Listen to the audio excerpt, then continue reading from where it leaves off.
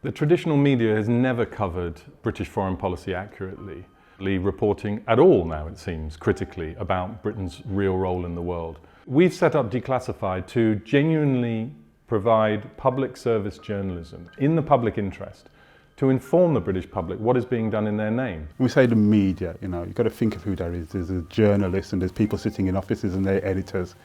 They're all scared of losing their job. That's why they just give the people what they think is palatable. Am I disillusioned with the UK media or the British media? Absolutely. And more so recently. I think I found in recent years that we've lost the way of looking and working on stories. There is a gap in the UK media which Declassified fills.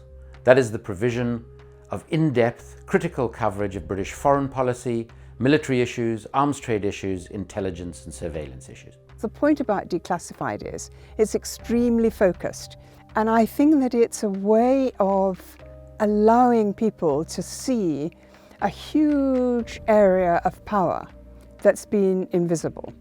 What we want is journalists and people like Declassified who think this is not about our jobs, this is about the human rights of people all over the world and our responsibility to tell the truth.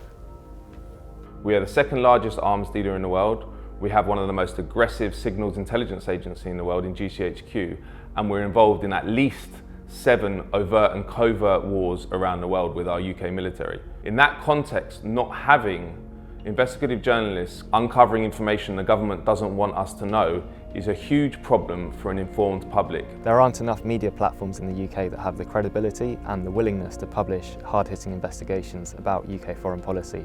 Declassified is filling that gap. People in power absolutely do not want people to have information. So I would urge people to follow us. If you want to be informed about what this country's real role in the world is, follow Declassified.